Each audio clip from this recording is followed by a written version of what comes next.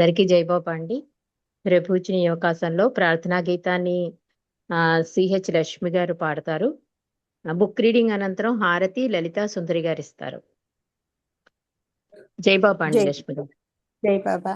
अवतार मेहर बाबा की जय। अवतार मेहर बाबा की जय। अवतार मेहर बाबा की जय। नमो मेहरु बाबा अवतार नमो देव देवा। प्रभु नमो मेहरु बाबा अवतार नमो देव देवा। अपार दिव्य कृपा सागर सकल चराचर जगदुद्धार नमो मेहरु बाबा अवतार नमो देव देवा।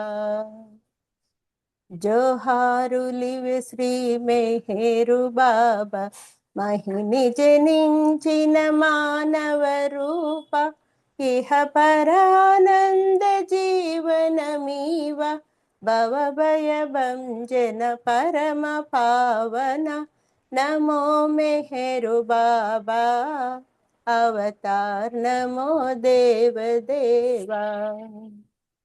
అజ్ఞానాంధతనంతము చేసి దివ్య విజ్ఞాన దృష్టిన సంగి హరిషడ్వర్గము అంతరింపగా అవ్యయ మోక్షం అనుగ్రహింపుము నమో మెహరు బాబా అవతార్ నమో దేవ దేవా। प्रभु नमो मेहरु बाबा अवतार नमो देव देवा। अवतार मेहर बाबा की जय। Thank you Baba. Thank you Rajani गाరు అందరికీ జై బాబా। అవతార్ మెహర్ బాబాకి జైబాబా అండి. చక్కటి ప్రార్థనా గీతంతో ఈ రోజు ఈ సహవాస్ ప్రారంభించినందుకు జై మెహర్ బాబా. బుక్ రీడింగ్ అనంతరం హారతికి లలితా సుందరి గారు రెడీగా ఉండాలి. మనం గత కొన్ని రోజులుగా సద్గురు కార్యసరళి అనే గ్రంథంలోని విశేషాలు తెలుసుకుంటున్నామండి. 21వ అధ్యాయంలో ఉన్నాం, అది ముగింపులో ఉన్నాం. నిన్నటి రోజు ఏం తెలుసుకున్నాము అంటే, బాబా అంటున్నారు, నీ దృష్టికి దగ్గరగా నీ కన్నులున్నాయి, నీ కళ్ళతో అన్నీ చూడగలవు, అన్నిటినీ చూడగలిగే నీ కన్నులు తమను తాము చూసుకోలేవు అని చెప్తున్నారు.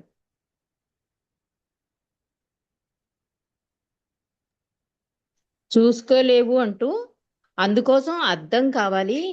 అదేవిధంగా నీ అంతర ఆత్మను చూడాలంటే జ్ఞానం అనే దర్పణం కావాలి.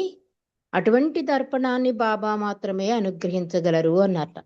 ఆ విషయాన్ని ఐవిడ్యూస్ గారు మనకి తెలియజేశారండి. ఈరోజు విషయంలోకి వద్దాం. ఇక జూన్ 12వ తారీఖున ఫ్యామిలీ లెటర్స్లో సోదరిమణి సృష్టి నిర్మాణానికి సంబంధించి బాబా తెలియజేసిన ఆసక్తికరమైన విషయాలు రాశారు అని చెప్తున్నారు. అంటే ఈ సద్గురు కార్యసరళిలో ఆవిడ బాబాతో ఆవిడకున్న అనుబంధం, అక్కడ బాబా చేసిన సహవాసులు, అండ్ ఆవిడ ఇండియా వచ్చి బాబాతో ఉన్నప్పుడు జరిగిన సంఘటనలు, ఇవే కాకుండా బాబాకి యాక్సిడెంట్ అయ్యాకండి కమ్యూనికేషన్స్ కోసం అప్పుడప్పుడు లెటర్స్ రాస్తే అవి ఫ్యామిలీ లెటర్స్ కింద మార్చి బాబా మణిచేత ఇన్ఫర్మేషన్ ఇప్పించేవారు. ఈ ఫ్యామిలీ లెటర్స్ అన్నీ కూడా బాబా ఏం చేస్తున్నారు, ఆరోగ్యం ఎలా ఉంది, ఎక్కడున్నారు, తర్వాత ప్రోగ్రామ్స్ ఏంటి, ఇలా ప్రతిదీ అప్పటికి కమ్యూనికేషన్ అంటే ఓన్లీ లెటర్సే. అందువల్ల ఈ లెటర్ కోసం చాలా మంది ఎదురు చూసేవారు. ఆ రోజు సెలబ్రేషన్స్ కూడా చేసుకునేవారు వాళ్ళు, ఉత్తరం వచ్చింది బాబా దగ్గర నుంచి అంటే. అలా ఫ్యామిలీ లెటర్స్ సంబంధించిన విషయాలు కూడా మనకి జ్యూస్ గారు తెలియజేస్తున్నారు. అందులో కూడా చాలా అద్భుతమైన విషయాలు దాగి ఉన్నాయి. అవి కూడా జ్యూస్ గారు ఈ గ్రంథంలో పొందుపరిచారు. బాబా సృష్టికి సంబంధించిన ఒక ఆసక్తికరమైన విషయాన్ని చెప్పారట, అది మీకు తెలియజేస్తాను అంటున్నారు జ్యూస్ గారు. బాబా అంటున్నారు, సృష్టిలో 18,000 ప్రపంచాలు ఉన్నాయి. అక్కడ మానవులు నివసిస్తున్నారు. కొన్నిటిలో 100% మేధావులు, మరికొన్నిటిలో తక్కువ జ్ఞానం కలవారు ఉంటున్నారు. అయితే మనం నివసించే భూమి మీద మనుషుల హృదయాలు, మస్తిష్కాలు సమపాళ్లలో వికసించి ఉన్నాయి. అందువలన మన భూమి అత్యంత ప్రముఖమైనది అన్నట్ట బావ అంటూ, హృదయం తల యొక్క స్థానాన్ని, తల హృదయం యొక్క స్థానాన్ని గ్రహించలేవు. అందుచేత అవి ఒకదానికొకటి శత్రువు అని భావించకూడదు. అయితే అవి ఒకదానికొకటి సహాయకారులుగా ఉంటాయి. ఆధ్యాత్మిక జీవితంలో మేధస్సుకి స్థానం లేదు. అందుచేత హృదయం పెరుగుతుంది గాని శిరస్సు తగ్గుతుందని కానీ చెప్పడం సబబు కాదు. అంటే మనకి ఇదే ఎగ్జాంపుల్ అండి. ఒక ప్రొఫెసరు ఎల్కేజీ స్టూడెంట్ స్థాయికి దిగి ఏబిసిడీలు చెప్తుంటే అతను ప్రొఫెసర్ ఆ జ్ఞానం లేదని కాదు, ఆ జ్ఞానాన్ని ఆ స్టూడెంట్ స్థాయికి తగ్గించుకుని చెప్తాడు. అలాగే బాబా ఇక్కడ ఏమంటున్నారు, హృదయం తల యొక్క స్థానాన్ని, తల హృదయం యొక్క స్థానాన్ని గ్రహించలేవు కదా, ఒకటి కూడా చూసుకోలేవు. కానీ అలా అని చెప్పి చూసుకోలేదు కానీ ఇది రెండు శత్రువులు అనుకోకూడదు. కానీ అవి ఎంత సహాయ సహకారాలుగా ఉంటాయి. మన బాడీయేనండి, మనం ఎంత సహకరిస్తుంది. కాస్త తలనొప్పి వస్తే చెయ్యి వెళ్ళి తల రాస్తుంది. అంటే ఒకటికొకటి అలాగా ఎంత సహకారంగా ఉంటుంది మన బాడీయే ఎగ్జాంపుల్. అలా ప్రపంచంలో ఉండమని కూడా భగవంతుడు చెప్పడం కోసమే ఈ శరీరాకృతి ఏమో అనిపిస్తుంది నాకు. అంటే అందరూ సహకరిస్తేనే కదా ఒక మన శాంతి అన్నది రావడం. బాబాని ఒక అతను అడుగుతాడు, ఆ భగవంతుడు భూమి మీద ఉన్నా కూడా ఈ యుద్ధాలు, ఈ కల్లోలాలు, ఈ అశాంతి ఇవన్నీ ఏంటి బాబా అంటే, బాబా అంటారు ప్రతి ఆత్మ హృదయ పరివర్తన అవ్వాలి, హృదయ ప్రక్షాళన చేసుకోవాలి. ఎవరి మటుకు వాళ్ళు హృదయ ప్రక్షాళన చేసుకోవాలి అని చెప్తారు బాబా. అలా ఇక్కడ బాబా కూడా ఏమంటున్నారు, ఒకదానికొకటి సహకరించుకుంటున్నాయి. ఆధ్యాత్మిక జీవితంలో మేధస్సుకి స్థానం లేదు. అందుచేత హృదయం పెరుగుతుందని గాని శిరస్సు తగ్గుతుందని గాని చెప్పడం సబబు కాదు. అంటే మేధస్సుకి స్థానం లేదంటే బుద్ధి అది లేదు అంటే ఇంకా తలకి సంబంధం లేదా, తలకి ఏమి ఇన్వాల్వ్మెంట్ లేదా అంటే అలా అనడానికి లేదు అంటున్నారు బాబా. అలా అని చెప్పి హృదయం పెరుగుతుందని గాని శిరస్సు తగ్గుతుందని గాని చెప్పడం సబబు కాదు అంటున్నారు బాబా. అంటూ మనం ఈ భూమి మీద నివసించేవారు ఈ భూమి మీద నివసించేవారు మాత్రమే ఆత్మ సాక్షాత్కార మార్గంలో ప్రవేశించే సూక్ష్మ మానసిక లోకానుభవాలను పొంది భగవత్ సాక్షాత్కారం పొందగలరు. మన ఈ భూలోక వాసులకే ఆత్మ సాక్షాత్కారం పొందే అవకాశం ఉంది. ఆ విధంగా ఇతర మానవ లోకాలలోని జీవాత్మలు ముక్తిని సాధించడం కోసం మన భూమి మీద జన్మిస్తారు. ముఖ్యంగా అవతార కాలంలో జన్మించిన అట్టి ఆత్మలు అత్యధికమైన ఆధ్యాత్మిక లబ్ధిని పొందుతారు. అందువలనే ఈ ప్రస్తుత అవతార కాలంలో ఇతర గోళాలలోని ఆత్మలు అధికంగా ఈ భూమి మీద జన్మిస్తున్నారు. అందువలననే జనాభా పెరుగుతోంది. అలా జన్మించిన మేధావుల ఆత్మలు శాస్త్ర పరిజ్ఞానాన్ని మరింత ముందుకి కొనిపోతున్నారు. ఇదంతా అనేక యుగాలుగా జరుగుతూ ఉంది.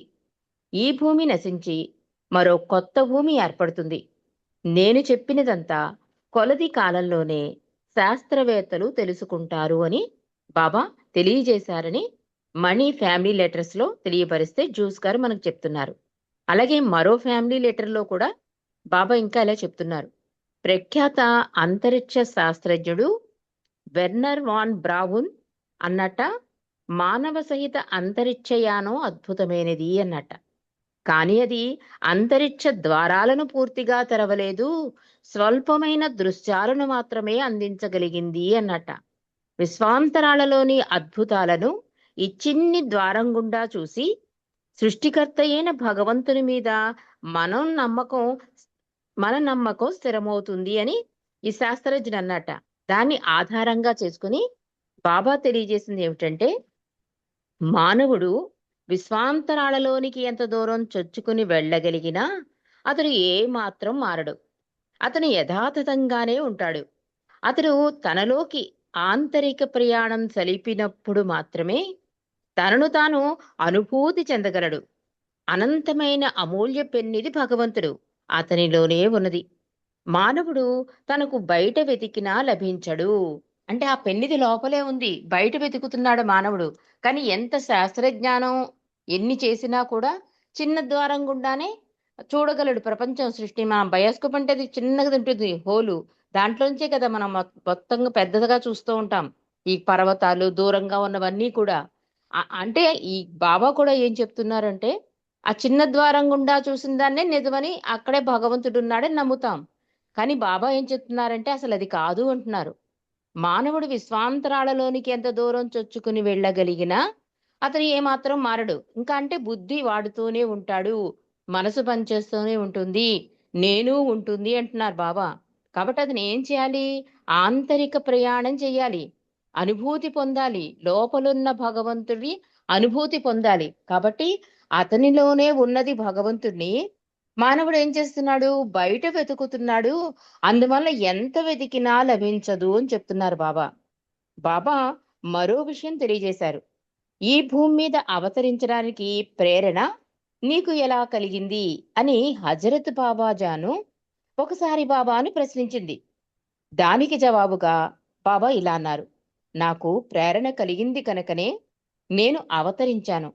మళ్ళీ 700 సంవత్సరాలకు ముందుగా రమ్మని 500 మంది గురువులు ప్రయత్నించినా నేను రాను అంటున్నారు. హజరత్ బాబాజీ అని అడిగింట, అసలు ఇలా భూమి మీదకి అవతరించడానికి ఏంటి నీ ప్రేరణ అని అడిగితే బాబా అంటున్నారు, నా అంతట నాకు కలగాలి ప్రేరణ. కలిగితేనే నేను అవతరిస్తాను. ఒకవేళ 700 సంవత్సరాలకు ముందు అంటే 500 సంవత్సరాల తర్వాత ఎంతమంది గురువులు అదే సద్గురువులు ప్రయత్నించినా కూడా నేను రాను అంటున్నారు బాబా. ఒకసారి మెహరాబాద్లో ఒక ప్రేమికుడు బాబాను కలిసినప్పుడు ఇలా అడిగాడు. ఆ రోజు తాను అంటే బాబాని ఏదో క్వశ్చన్ అడిగట. దానికి బాబా ఇలా సమాధానం చెప్తున్నారు. ఆ రోజు తాను చైనా దేశ సమస్యను పరిష్కరిస్తున్నానని బాబా చెప్పారు. ఏదో ప్రశ్న అడిగితే బాబా ఆ చెప్పిన సమాధానం, నేను చైనా దేశ సమస్యను పరిష్కరిస్తున్నాను అని. కానీ ఆ సమస్యను ఎలా పరిష్కరించారో మనకు తెలియదు గాని చైనా వారు క్రమక్రమంగా భారత భూభాగం నుంచి తప్పుకున్నారు అని తెలిసిందట. అంటే బావ అప్పటికప్పుడు కొన్ని మాటలు మనకు అదే కదా ఫైనల్ డిక్లరేషన్ లో కూడా నా భాష, మీ భాష, మన భాష అని మాట్లాడుతూ ఉండేవారు. కానీ బాబా తర్వాత ఏమన్నారు? కంగారు పడకండి, నా కొంగు గట్టిగా పట్టుకోండి, నామస్మరణ చేసుకోండి, ఇవేమి పట్టించుకోకండి, మీకు తెలియపరిచాను అంతే అన్నారు బాబా. అలాగే ప్రేమికులు వెళ్ళినట్టు బాబా ఇలా అంటున్నారు అంటే వాళ్ళకి అర్థం కాలేదు. ఇలా ఇక్కడుండి చైనా సమస్యను పరిష్కరించడమే. తర్వాత వాళ్ళకి తెలిసింది ఈ భారత యుద్ధానికి వచ్చే సైనికులు వాళ్ళంతట వాళ్ళే డ్రాప్ అయి వెనక్కి వెళ్ళిపోయారట. ఇది జరిగినాక అప్పుడు అర్థమైంది మాకు అని చెప్తున్నారు జోస్ గారు. అమెరికా అధ్యక్షుడు జాన్ హత్- హత్యానంతరం మెహర్ బాబా అన్నారు, ఆయన మరణం వలన మానవజాతి హృదయంలో ఆయన చిరస్మరణీయుడయ్యాడు. మరణం ఆయనకు గొప్ప ఆధ్యాత్మిక ప్రగతినిచ్చింది.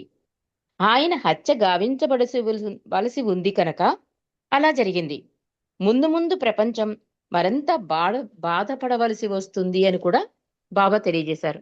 మనం అనుకుంటాం కదా, అంత మంచి వాళ్ళని ఎలా హత్య చేసేసారండి, ఒక అమ్మాయికి ఎందుకంటే అంత అన్యాయం జరిగింది. ఇదంతా కూడా కర్మ ఫలం అండి, కర్మ సిద్ధాంతం. మనకి ఒకసారి అవతార్ మెహర్లో కూడా రాశారు. ఈ కరోనా సందర్భంగా చాలా మంది వెళ్ళిపోవడం, ఇలాంటివన్నీ జరుగుతున్నాయి అంటే ఇదంతా కూడా మనం దైవేచ్ఛ మానవేచ్ఛ అనే ఒక సబ్జెక్ట్ ఉంది.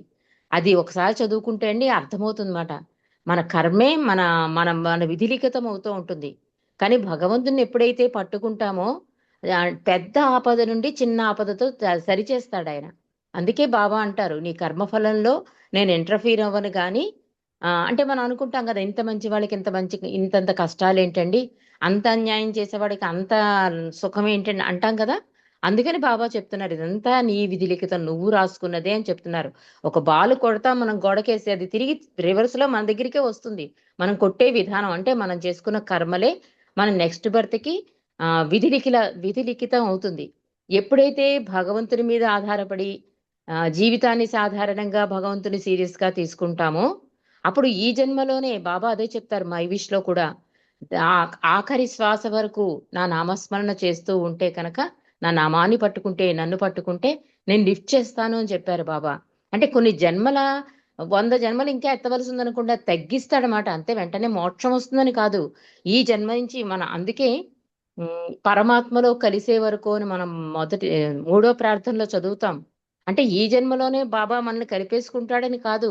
ఈ ఆత్మ పరమాత్మలో కలిసే వరకు భగవంతుని పట్టుకుని ఉంటే, అంటే ఈ జన్మ నుంచి మనం ప్రయత్నం చేయాలి. అందుకే బాబా మనని ప్రేమించారు కనుక, ఆయన మనని ప్రేమించాడు కనుక, ప్రేమికులని హోదా ఇచ్చాడు కనుక ఈ జన్మను వృధా చేసుకోవద్దు అంటాడు బాబూజీ ఎరిచ్చి కూడా.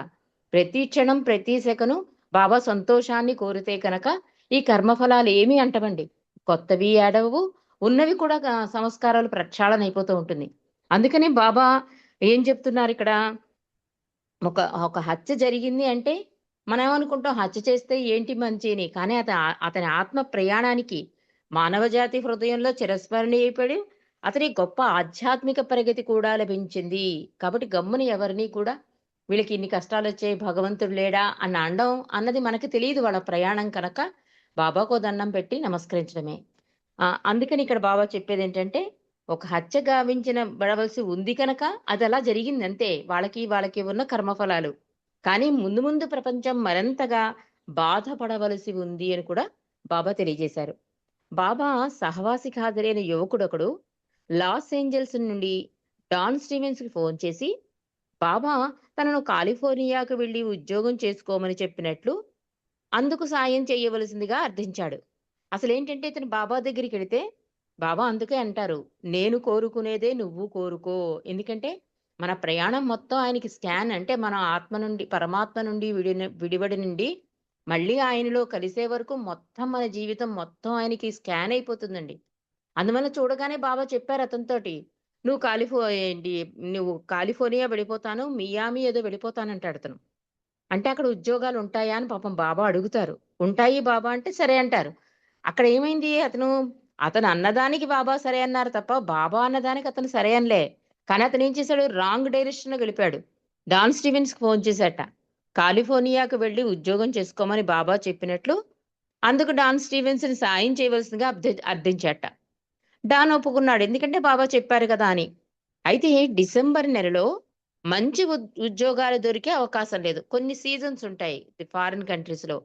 కాబట్టి అతను వచ్చింది డిసెంబర్ నెల కనుక అంత మంచి ఉద్యోగాలేం దొరికే అవకాశం లేట. కానీ క్రిస్మస్ దుకాణాలలో సేల్స్‌మెన్‌గా తాత్కాలిక ఉద్యోగం ఏదైనా దొరకవచ్చు అని అతనికి చెప్పాడు డాన్. అతను వెళ్ళలేదు. బాబాయే నాకు మంచి ఉద్యోగం ఇప్పిస్తారు అని పట్టుబట్టాడు. డాన్‌తో కలిసి అతను ఉద్యోగాల వేటలో పడ్డాడు. కానీ అతను శాన్ ఫ్రాన్సిస్కోలో గానీ, ఆక్లాండ్‌లో గానీ, పెనిసులాలో గానీ ఉద్యోగం చేయడానికి ఇష్టపడలేదు. చిన్న చిన్న పనులు చేయడానికి ఇష్టపడటం లేదు. నేనతనికి $10 ఇచ్చాను. Don Steven చెప్పాట ఐవిడ్ జ్యూస్‌తో. వైఎన్‌సీఏలో 2 రోజుల పాటు ఉండి కూడా ఉద్యోగ ప్రయత్నం చేయకుండా నది ఒడ్డున షికార్లు చేశాడతను. ఒక రాత్రి కొందరు గూండాలతో తగాదా పడ్డాడు. అర్ధరాత్రి వేళ వెళ్లి డాను సర్దుబాటు చేశాడు.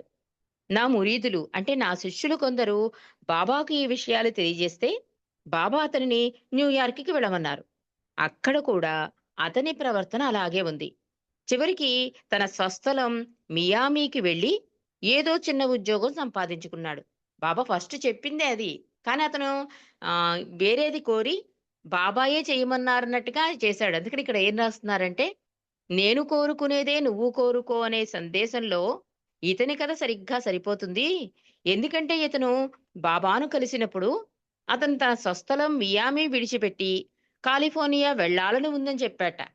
బాబాకి తెలుసు కనుక బాబా ఏం చెప్తున్నారు, బాబా ఏం చెప్పిందో దానికి సరే అంటే ఆత్మ ప్రయాణం సుగమనం అయిపోతుందండి. లేకపోతే తను కోరుకున్నదేంటి, ఉన్న స్వస్థలం వదిలేసి కాలిఫోర్నియాకి వెళ్ళిపోవాలి. అదే కోరుకున్నాడు.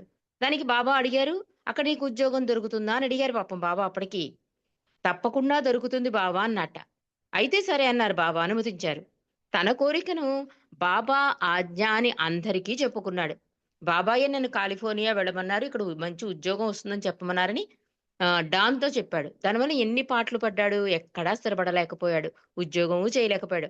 ఆఖరికి మళ్ళీ బాబా ముక్కు చుట్టి అంటారు చూడండి, మళ్ళీ తన స్వస్థలానికే వచ్చి అక్కడే మళ్ళీ చిన్న ఉద్యోగం చేసుకున్నట్టతను. కాబట్టి ఇది కరెక్ట్‌గా సరిపోతుంది ఈ కథ. నేను కోరుకునేదే నువ్వు కోరుకో అని బాబా ఇచ్చిన సందేశానికే అని రాస్తున్నారు. అయితే తప్పకుండా దొరుకుతుందని అతనన్నాడు. అయితే సరే అని బాబా అనుమతించారు. తన కోరికను బాబా ఆజ్ఞ అని అందరికీ చెప్పుకున్నాడు. ఈ విధంగా బాబా అతని కర్మానుభవాన్ని వేగవంతం చేశారు అని చెప్తున్నారిక్కడ. బాబా తరచూ ఆధ్యాత్మిక మార్గం జారుడుగా ఉంటుంది అనేవారు. దానిలో ప్రయాణించడం సులభం కాదు అని కూడా బాబా చెప్పేవారు. డిసెంబర్ నెలలో మా సూఫీ కేంద్రాన్ని మరో చోటికి మార్చవలసి వచ్చింది. గత 15 ఏళ్లుగా 406 సట్టర్ స్ట్రీట్లోని భవనంలో ఉంటున్నాం. బాబా కూడా అక్కడికి వచ్చి ఉన్నందున దానిని వదలడానికి మేము ఇష్టపడలేదు. చిట్ట చివరికి 1290 సట్టర్ స్ట్రీట్‌లో ఇల్లు దొరికింది. సరిగ్గా ఇదే భవనంలో తొలిసారిగా నొరీనా మ్యాచిబెల్లి బాబాను గురించి ప్రసంగించింది. అక్కడే ముర్షిదా మార్టిన్, ఎలిజబెత్ పేటర్సన్ మొదటిసారిగా ఆమెను కలుసుకున్నారు. ఇదంతా బాబా ప్రణాళికని మేము గ్రహించాము అని చెప్పి ఈ అధ్యాయాన్ని ముగించిందండి ఆవిడ. అంటే ప్రతిదీ బాబాతో కలిసిన ప్రతి చిన్న సంఘటన కూడా ఆవిడ మనకి తెలియపరుస్తున్నారు. అంటే ఇది చదువుతున్నంత సేపు కూడా మనకు కూడా ఆహ్, బాబాతో ప్రయాణం చేస్తున్న అనుభూతి కలిగేలా అంత అద్భుతంగా ఈ 'సద్గురు కార్యసరళి' అనే పుస్తకం, గ్రంథాన్ని రచించిన ఐవెడ్ గారు నిజంగా ధన్యజీవులు. మనకి కూడా చాలా ఇన్ఫర్మేషన్ బాబా గురించి అంటే ప్రభు చరిత్రలో లేని విషయాలు కొన్ని కూడా ఈ గ్రంథంలో మనకి తెలుస్తూ ఉంటాయండి. అంటే ప్రభు చరిత్రలో ఉన్నవి బాబా రాయమంటే రాసిన బావు విషయాలవి. ఇది ఐవెడ్ గారు తన జీవితంలో జరిగిన ఈ గురువు యొక్క కార్యసరళి ఎలా ఉంటుందో రాశారు. కాబట్టి ఇ ఇది ఇది ఒక రకంగా మనకి బాబా గురించి మరికొన్ని అద్భుత విశేషాలు తెలియజేయడానికి, తెలుసుకోవడానికి అవకాశం ఉన్న అద్భుత గ్రంథం. అంటే ఒక గురువుగా భగవంతుని మనం స్వీకరిస్తే కనుక, అవతారాన్ని స్వీకరిస్తే కనుక, మనం ఏ ఏ జాగ్రత్తలు తీసుకోవాలి? ఆయన ముందుగా ఎలా హెచ్చరిస్తాడు? ఆయన విధానంలో ఉన్నప్పుడు మనం ఎంత జాగ్రత్తగా ఉండాలి? జీవితంలో ఏమొచ్చినా గురువు అండ ఉందనే జీవితాన్ని ఎలా ముందుకు తీసుకెళ్ళాలి? ఇలాంటి అద్భుత విషయాలన్నీ కూడా గారు మనకి తెలియబరుస్తూ, ఆవిడ పర్సనల్ లైఫ్‌లో కూడా బాబా ఎలా తన లైఫ్‌ని లీడ్ తి తీర్చిదిద్దారు. తనెలా ముర్షిదా అయింది. అలాగే ఈ సెంటర్స్ ఓపెనింగ్స్ కూడా. అలాగే ఫ్యామిలీ లెటర్స్. చాలా అద్భుత విషయాలన్నీ కూడా ఈ గ్రంథంలో ఆవిడ రాశారండి. మరి అవన్నీ మనం బాబా దయ వల్ల చాలా మటుకు తెలుసుకున్నాం. ఎండింగ్‌లో మాత్రం ఒక్కొక్క అధ్యాయంలో మెయిన్ పాయింట్స్ తీసుకొని మళ్ళీ ఒకసారి మననం చేసుకుందాం. అవి మనం ఏంటంటే ఒకసారి ఆ పుస్తకం తీయగానే ఈ అధ్యాయంలో ఈ మ్యాటర్ ఉంది. ఇది బాబా తెలియపరిచారు అని మనకొక జ్ఞాపకంగా అంటే ఒక పుస్తకం చదివామంటే అందులో విషయాలు మనకు గుర్తుండాలి. బుక్ రీడింగ్ చేసేసి అంటే నేను మర్చిపోతాను. నాకు గుర్తుండదు. మనం మర్చిపోవడం అన్నది కాకుండా నేననుకుంటున్నాను ఇలా చేస్తే ఒక ప్రయత్నంగా అందరికీ గుర్తుంటుందేమో. ఇప్పుడు అధ్యాయాలు 21 అధ్యాయాలు చదివాం. ఎండింగ్ వరకు చదివేసుకొని ఒక్కొక్క అధ్యాయంలో మెయిన్ పాయింట్స్ బాబా అంటే అన్నీ కాకుండా ఒక సందేశం ఇవ్వడమో, రాకపోతే బాబా ఇలా ఉండమన్నారని చెప్పడం. ఏదో ఒకటి ఉంటుంది. లేకుండా ఆ సబ్జెక్ట్ ఉండదు కనుక, అందులో మెయిన్ పాయింట్స్ రాసుకొని మనం, అది ఒక ఆడియో చేసుకుంటే, ఆహా! అవే మాస్టర్స్ వర్క్స్‌లో మనకి ఈ ఈ ఈ సబ్జెక్ట్స్‌లన్నీ ఉన్నాయని ఒక అవగాహన వస్తుందనమాట. దాన్ని బట్టి మనం మెహర్ ప్రభుల చరిత్రలోకెళ్ళి డీటెయిల్‌గా వెళ్ళొచ్చు. ఇది నా చిన్న ప్రయత్నం చేద్దాం అనుకుంటున్నానండి. ప్రభువు సహకరిస్తే. అందరికీ జై బాబా అండి. మరి టైం అయింది కనుక మనం హారతిలోకెళ్ళిపోదాం. లలితా సుందరి గారు ప్రభువుకి హారతి ఇవ్వాల్సిందిగా కోరుతున్నాం. జై బాబా అండి. రేపు కొత్త అధ్యాయంలోకి వెళ్దాం. जय बाबा। अवतार मेहर बाबा की जय। मन से नीको मंगल हारति स्मरणनुभव में शाश्वत हारति। मन से नीको मंगल हारति स्मरणनुभव में शाश्वत हारति। మరణకు వసుడవు సర్వోన్నతుడవు మరణకు వసుడవు సర్వోన్నతుడవు స్మరణే చేసాము నిత్యహారతి. స్మరణకు వసుడవు సర్వోన్నతుడవు స్మరణే చేసాము నిత్యహారతి. మనసే నీకు మంగళహారతి మరణనుభవమే శాశ్వత హారతి. తలచిన వారికి తలపుల నిలిచావు పిలిచిన వారికి స్వరమున పలికావు. తలచిన వారికి తలపుల నిలిచావు పిలిచిన వారికి స్వరమున పలికావు. నమ్మిన వారికి ఎదలను దోచావు నమ్మిన వారికి ఎదలను దోచావు, శరణను వారికి సర్వము అయినావు. మనసే నీకు మంగళహారతి, స్మరణనుభవమే శాశ్వత హారతి.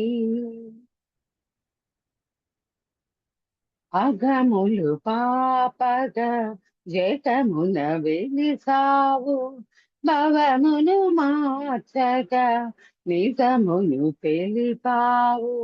అగములు పాపగా జటమున వెలిసావు, భవమును మార్చగా నిజమును తెలిపావు. అహమును అడచగా ప్రేమను నేర్పావు, అహమును అడచగా ప్రేమను నేర్పావు. పరమును చేర్చగా ప్రియతముడైనావు, మనసే నీకు మంగళహారతి, స్మరణనుభవమే శాశ్వత హారతి. స్మరణకు వసుడవు సర్వోన్నతుడవు, స్మరణే చేసాము నిత్యహారతి. మనసే నీకు మంగళహారతి, స్మరణనుభవమే శాశ్వత హారతి.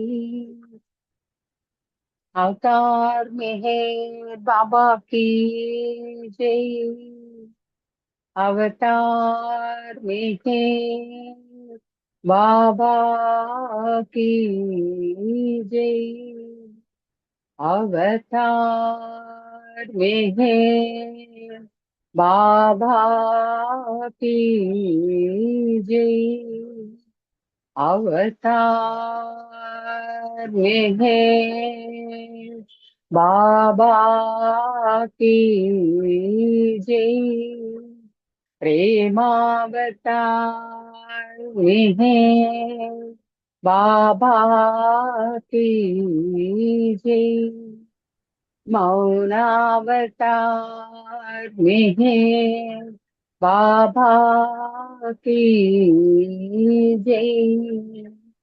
పరాత్పర పరబ్రహ్మ అవతార్ మెహర్ బాబా కీ జై. అందరికి జై బాబా అండి. నా అవకాశం ఇచ్చిన అందరికీ కూడా జై బాబా. జై బాబా రజనీ గారు. Thank you. జై బాబా అండి. అందరికీ జై బాబా. అందరూ జై బాబా. జై జై బాబా. బాబా అండి, అందరికీ జై అందరికీ జై మెహర్ బాబా. బాబా. జై బాబా అండి, అందరికీ జై